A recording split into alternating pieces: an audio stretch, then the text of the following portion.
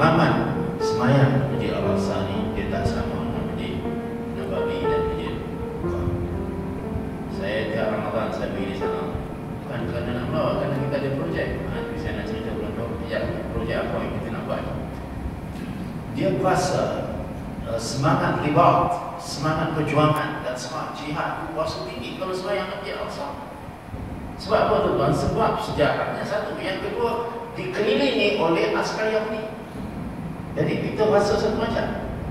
Kalau semayang di Masjid Nabawi dan Mekah itu biasa, dia berhubung semayang ke Raudhah, yang berhubung dekat dengan Kaabah, katakan tu. Yang ini kita semayang untuk puasa. Orang kata anytime kalau Allah nak pilih, kita boleh syahid kat situ. Sebab salah satu pintu kita lorong kalau nak masuk dalam tu, dia banyak lorong. Masuk tu baru jumpa pintu. Dia ada 10 pintu. Salah satu pintu jadi kawal sepenuhnya oleh Yahudi. Namanya pintu Maghribi, pintu Morocco. 7:30 pagi Yahudi akan masuk. Kadang-kadang masuk 50 orang, kadang-kadang masuk 100 orang, kadang-kadang masuk 500 orang. Diiringi oleh askar dengan siap senjata, masuk dia nak pergi round keliling. Itulah berlaku banyak pertempuran. Dan bila kita duduk di situ, atas kita lah kalau kita pasal nak berani di depan masa dia lontar batu, mau kena tebak, tapi kalau tidak kita pegang nyawa duduk diam supaya boleh balik tanduk. Ini memang kata tak boleh tanduk.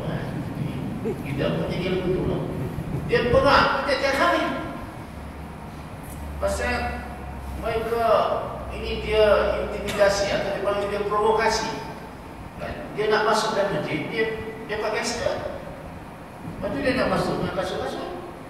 Jadi budak-budak muda syabab merabitu yang duduk di sana, yang tak mau keluar nak jaga masjid, dia takkan kami ada diam. Masa itu dia pakai lastik.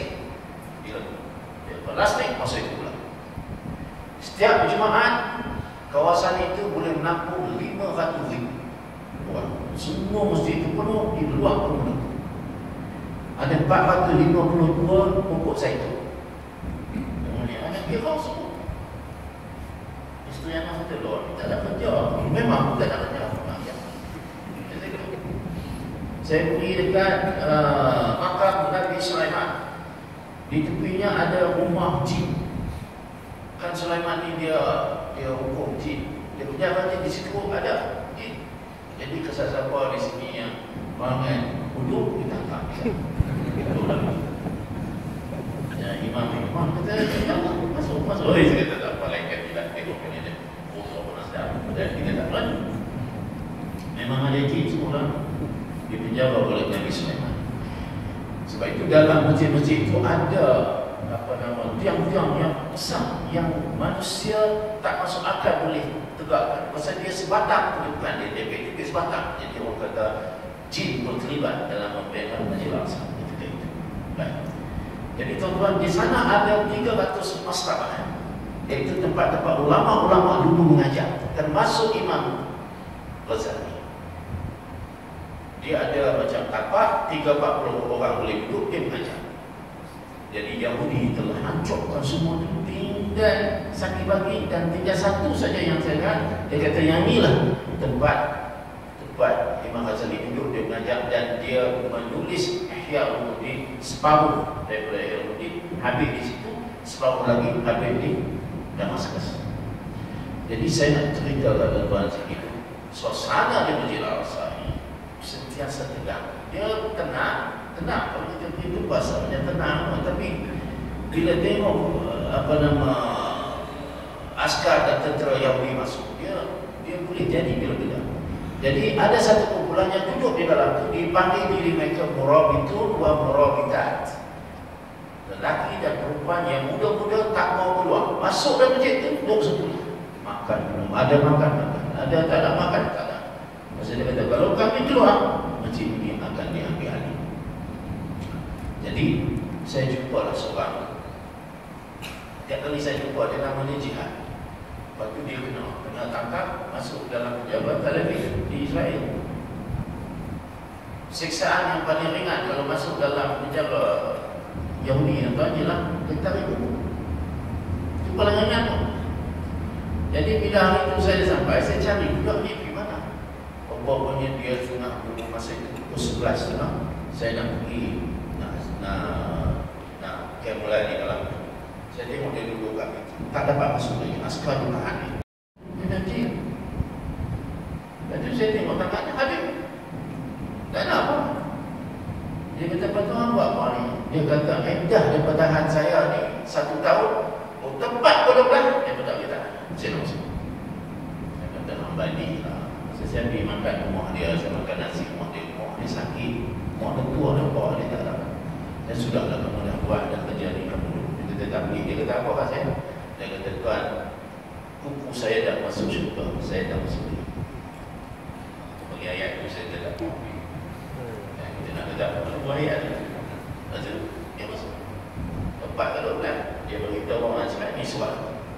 Dah pukul 12, maka boleh. Dia masuk sampai hari ni. Semua budak-budak duduk di situ. Ada makan, tak ada makan, tak makan. Jadi mereka nak syahid dalam masjid. Jadi sebab itu saya kata, pergi sembahyang. Jadi masalah lain.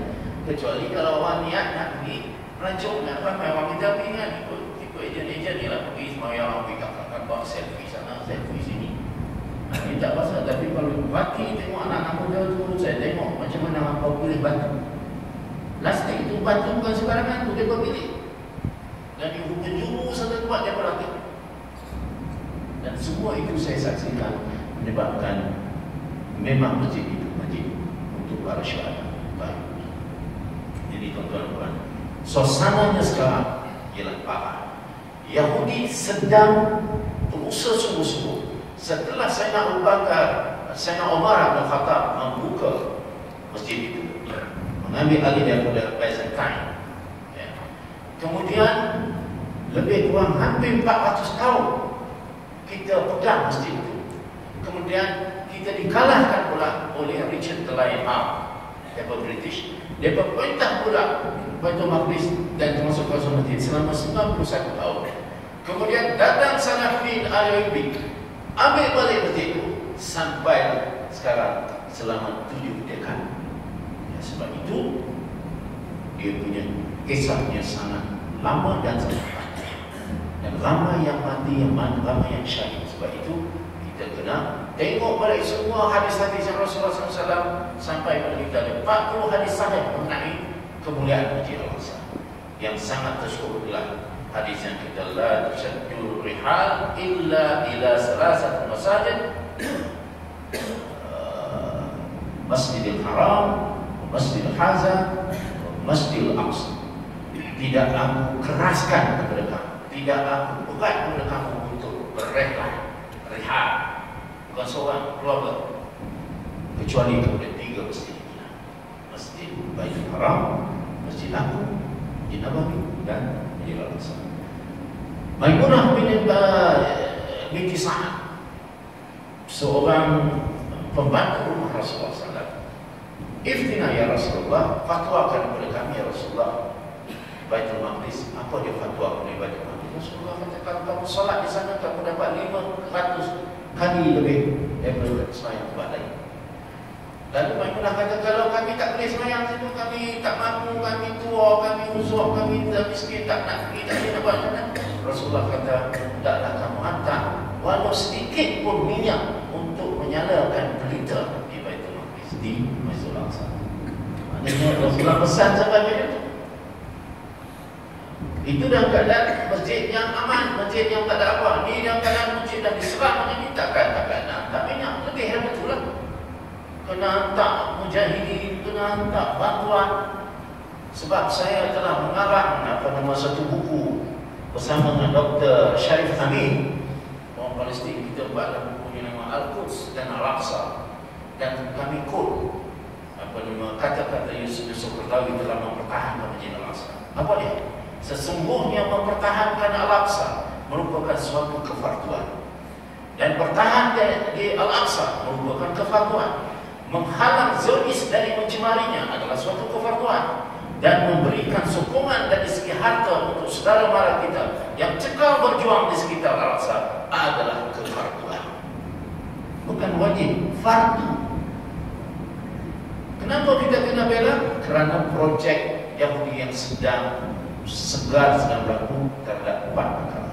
Masjid Al-Aqsa. Satu, di sekitar Masjid Al-Aqsa itu ada, dia panggil tempat-tempat rumah orang tinggal. Ada 30,000 orang Palestin. Ada satu bahagian 6,000 orang Nasara, orang Kristian. Satu lagi tempat saya pergi itu 40 orang Yahudi. Kemudian ada satu lagi tempat itu sekeliling masjid itu 2,000 orang Armenia, iaitu Ortodok Kristian.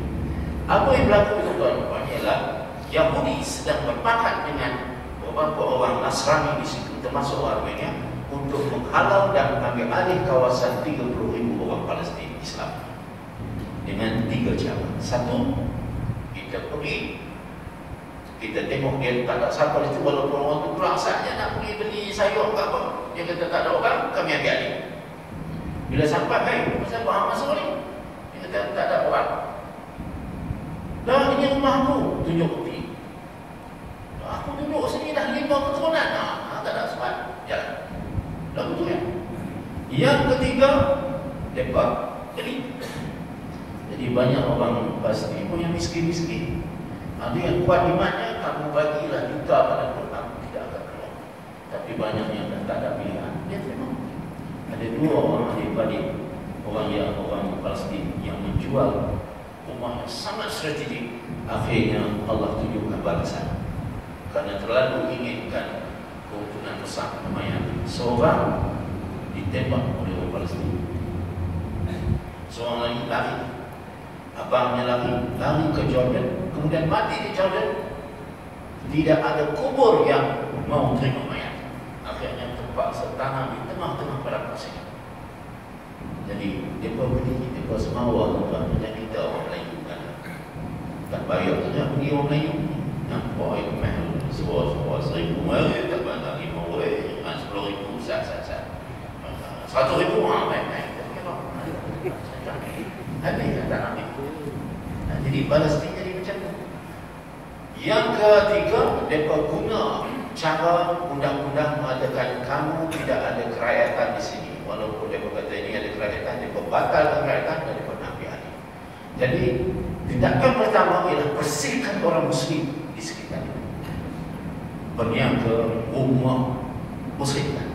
Sebab itu tuan-tuan kawan tanya kepada saya, banyak orang kata dosa ini ialah namanya Baitul Maqdis punya asal sebab membantu Israel. Saya dulu pun saya pegang, sekarang saya buat. Bila saya pergi tengok dengan miskinnya mereka tak boleh niaga rumah mereka teruk. Kalau kita tak pergi tuan-tuan, kita tak pergi bantu, bahkan tak lama dah. Jadi ada sebab kita pergi bukan nak melancong. Saya tak setuju kalau niat melancong. Niat kita kena bela ni Masjid Al-Aqsa. Orang sana dia kata, tuan, kami niaga sebinia. Itu tuan dah datang. Orang Arab sini tak pergi ni, sebinia ni. Tuan datang Malaysia, Indonesia. Jadi kalau kami tak ada orang yang pergi, saya pergi tutup kedai kami. Keluar dari situ. Jadi ada hotel orang Islam. Tak banyak. Tapi dia kata kalau tuan-tuan tak datang, takut kami. Ada satu hotel tu, hotel wakaf Masjid Al-Aqsa. Jadi untung daripada hotel tu dia bagi duit ke Masjid Al-Aqsa. Jadi kalau kita tak pergi, tak ada lagi mudah yang boleh masuk. Baik. Itu yang pertama. Yang kedua, cara mereka nak ambil alih Masjid Al-Aqsa ialah dengan mereka bawa pelancong-pelancong yang masuk dalam Masjid Al-Aqsa. Dan ini sangat biadab. Dia berubah macam Masjid Ibrahimi di Hebron atau Khalid. Di sana dia pecah masjid kepada 2. Satu untuk orang Yahudi, yang sebelah sini untuk orang Islam.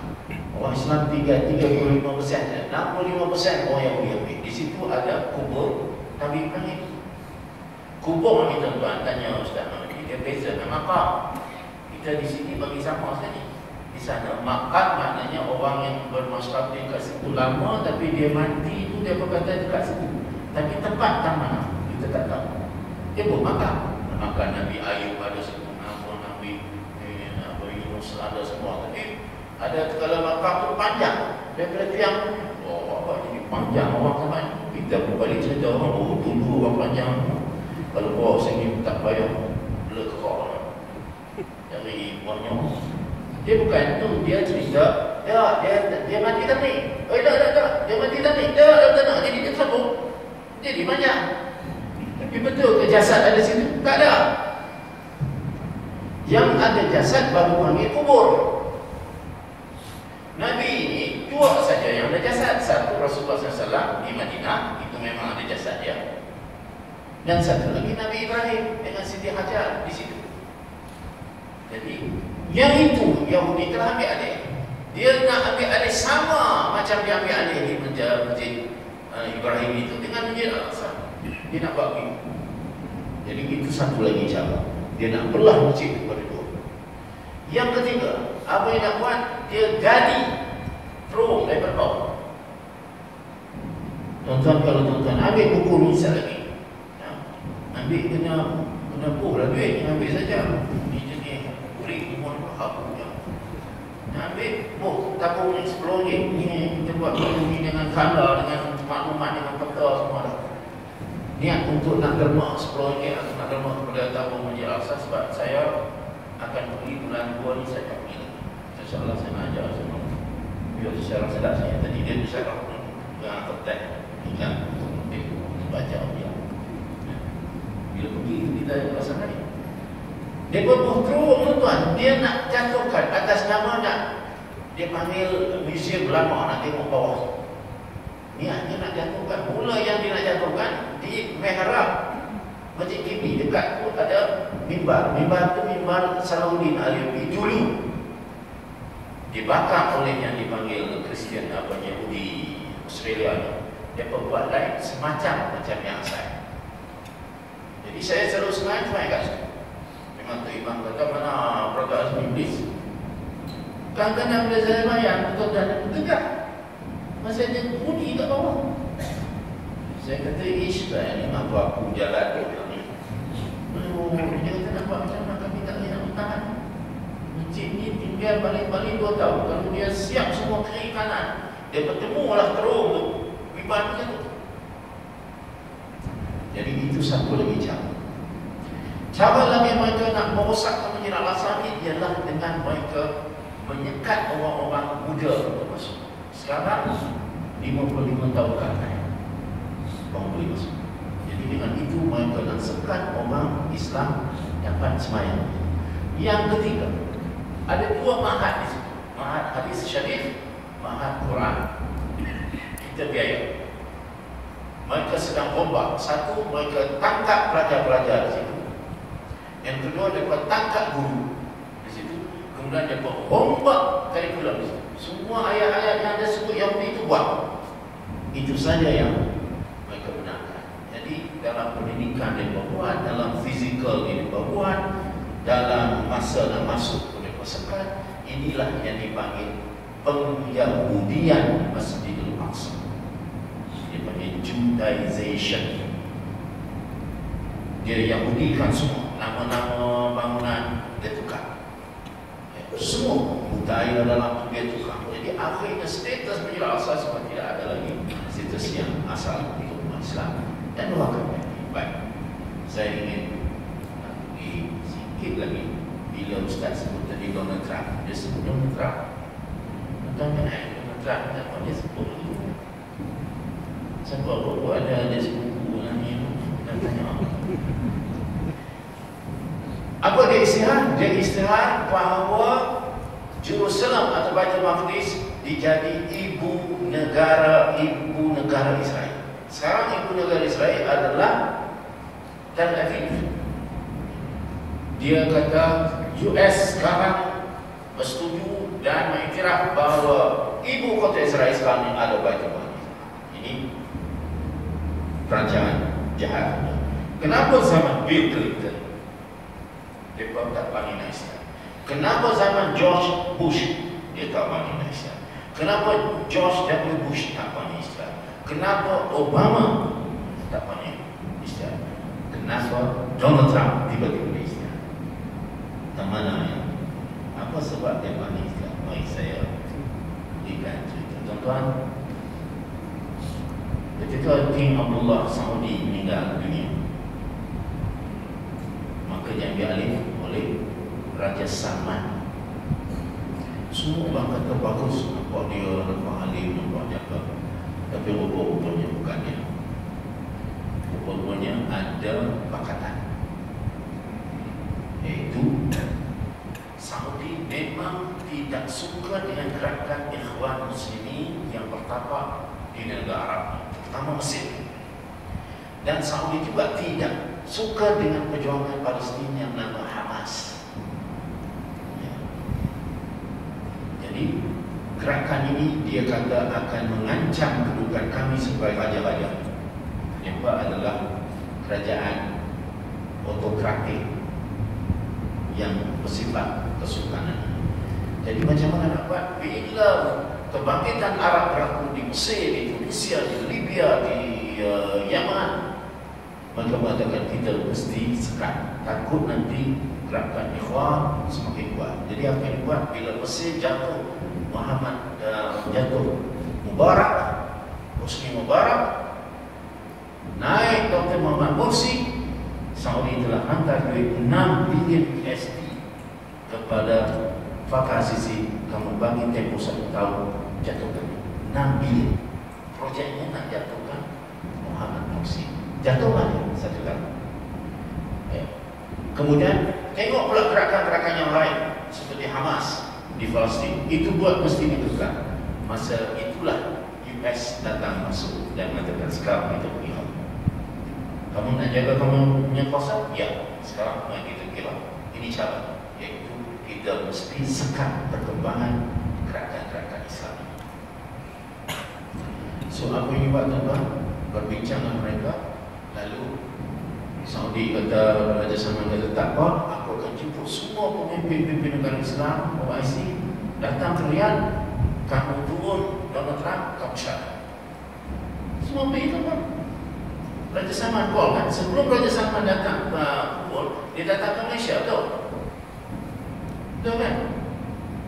Dan Raja Jatuh saya tengok dia nak ditangkap cancel tadi.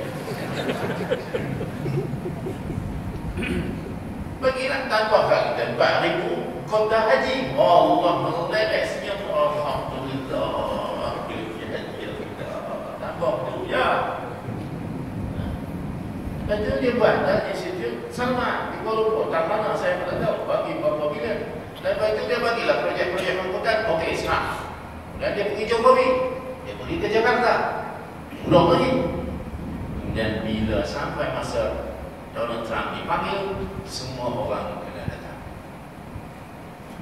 Dan bila datang betul-betul termasuklah Perdana Menteri kita pun agaknya tak payahlah kan, pasal kawan datang sini. Masa itu Datuk Seri Najib kena pada malam tu dia kena ada di KL kerana musabaqah antarabangsa.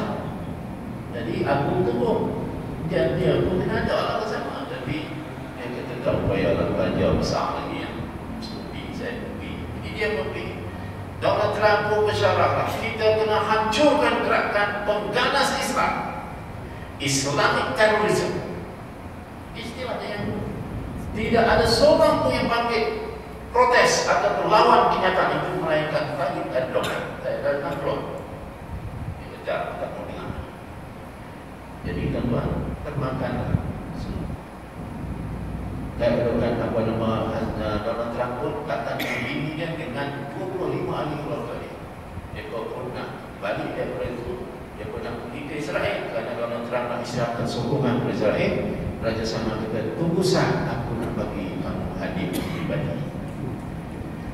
Apa hadiahnya? Pertama, lantai dengan itu ada loket yang tulis Raja Salman. Lantai emas permata berlian harga 170 juta USD. Kemudian dia bagi jam tangan. Setiap keluarga jam tangan emas tu dia. Satu jam tangan berharga 25 juta USD.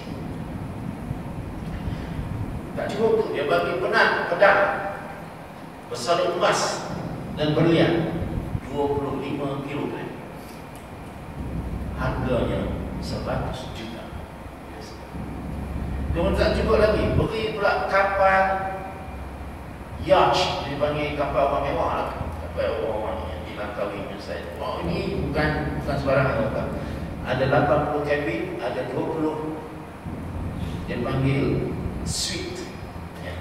Harga kapal itu 800 juta USD. campur semua. Hadiah Raja Salman kepada Donald Trump ialah 1,2 bilion USD. Inilah yang sedang berlaku. Jadi kita nak cakap tentang pembelaan Masjid Al-Aqsa, nak bincang tentang Masjid Palestin, tak mungkin kerana mereka sudah kepung semua. Dan akhirnya Raja Salman yang sudah 90 tahun kan, dia serah pada anaknya, nama Muhammad bin Salman. Muhammad bin Salman berpakat dengan anak Raja Emirates iaitu Muhammad Ziyad, berpakat tidak akan kontrol semua. Sebab itu mereka serang Yaman. Hanya tuduhan mengatakan Yaman sedang dipengaruhi oleh Iran. Mereka berlasah Yaman dengan sampai ke buluran dekat abadnya juta orang sekarang, dan hancur Sanaa dan Aden semua datang. Tak boleh bayang sampai PBB mengatakan krisis kemanusiaan terbesar di dunia sekarang ini bukan Syria tapi Yaman. Siapa yang raja peperangan? Anak Raja Saudi dengan anak Raja Emirates. Mereka rancang, akhirnya dia nak tunjuk lagi kuasa dengan pakatan dengan Israel dan juga dengan Mesir dan US. Mereka hukum Qatar, potong hubungan dengan Qatar. Tak boleh, orang tak boleh masuk daripada Qatar. Siapa yang suami orang Qatar, bini orang Saudi, cerai. Orang Qatar belajar di Ummul Qura di Saudi, hantar balik. Jadi akhirnya tuan-tuan, mereka berkelahi sesama mereka dan mereka membuat tindakan bukan ke atas musuh tetapi sesama mereka. Jadi negara Arab hancur sampai tak boleh nak buat apa. Kenapa dia tak putus hubungan dengan Myanmar? Bunuh orang Islam Rohingya itu kalau kita ambil dalam sejarah hampir 2 juta dibunuh. Siapa? Tuan-tuan pergi ke Yangon, kedutaan yang terbesar kawasan dan mewah ialah Saudi. Kenapa Saudi tak istihad? Kami putus hubungan dengan Myanmar kerana kamu bunuh orang Islam. Tidak, yang dia putus hubungan dengan siapa? Qatar. Nampak? Boleh tak boleh? Kenapa sampai ini? Jadi tuan-tuan, inilah suasana menyebabkan Masjid Al-Aqsa yang menyembunyikan.